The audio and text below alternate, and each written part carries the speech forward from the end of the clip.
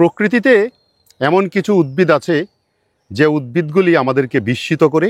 তাদের বৈশিষ্ট্য যদি আমরা একটু অবলোকন করতে যাই তাহলে সেই বৈশিষ্ট্য দেখে আমরা চিৎকার দিয়ে উঠি। আসলে এত বিচিত্র রকমের বৈশিষ্ট্য। প্রায় ১,৫০০ কোটি বছর আগের কথা। মহাকাশে দুটি নক্ষত্রের মধ্যে সংঘর্ষ হয়। এতে দুটি নক্ষত্র ভেঙে চারিদিকে ছড়িয়ে পড়ে। এই ভাঙ্গা অংশগুলো থেকেই কোটি কোটি বছরের বিবর্তনের ফলে পৃথিবী ও অন্যান্য গ্রহের সৃষ্টি হয়।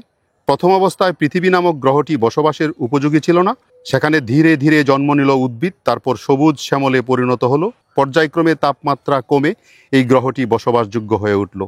তারই কিছুদিন পর প্রায় ৪ মিলিয়ন বছর আগে এই পৃথিবীতে বসবাস করতে শুরু করলো অপুষ্পক ফার্ন। এই যে ফার্নটি দেখতে পাচ্ছেন, এই ফার্নটি পৃথিবী যখন শীতল হয়ে উঠল ঠিক তখন ৪ মিলিয়ন বছর পূর্বে এর অবস্থান পৃথিবীতে হয়। এই ফার্নের নাম হচ্ছে ডাইনেরিয়া কর্সিফোলিয়া। এটাকে সাধারণত পঙ্খিরাজ ফার্ন বলা হয়। বিশেষ করে আমরা ছেলেবেলায় এই যে ফার্নটা দেখতে পাচ্ছেন, এই ফার্নের শুকনো পাতাটা দিয়ে আমরা ঘুড়ি বানাতাম, ঘুড়ি বানিয়ে ঘুড়ি উড়াতাম, এই জন্য এটাকে ঘুড়ি ফার্নও বলা হয়।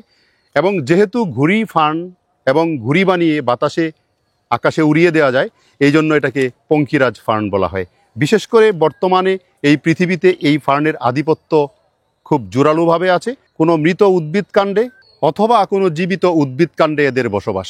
এত বছর পরে ২০১০ সালে এই ফার্নের ফসিল আবিষ্কার করা হয় চীনের ইয়ানজি নামক এক কয়লা খনি থেকে, যা পয়োসিন কালের পিয়াসেনজিয়ান যুগের উদ্ভিদ বলে বিজ্ঞানীরা প্রমাণ করতে সক্ষম হয়েছেন। লক্ষ লক্ষ বছর আগের এই উদ্ভিদ এখনও পৃথিবীতে বসবাস করছে, আমাদের জন্য প্রাণবায়ু সরবরাহ করে যাচ্ছে। পৃথিবীতে যত রকম উদ্ভিদ আছে তার সবই কোনো না কোনো চিকিৎসায় মানব কল্যাণে ব্যবহার হয়ে আসছে যুগ যুগ ধরে।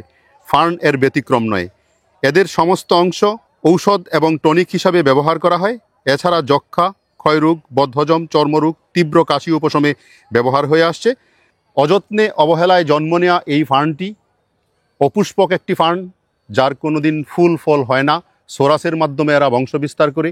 এই উদ্ভিদটি আমাদেরকে অকাতরে প্রাণবায়ু, অক্সিজেন বিলিয়ে দিচ্ছে এবং সে নিজেকে বিলিয়ে দিয়ে ঔষধ হিসাবে মানব কল্যাণে এক গুরুত্বপূর্ণ ভূমিকা রাখছে। তবে এই ফার্ন দিয়ে যদি কেউ ঔষধ তৈরি করে সেবন করতে চান তাহলে অবশ্যই রেজিস্টার্ড চিকিৎসকের সাথে পরামর্শ করে নেবেন।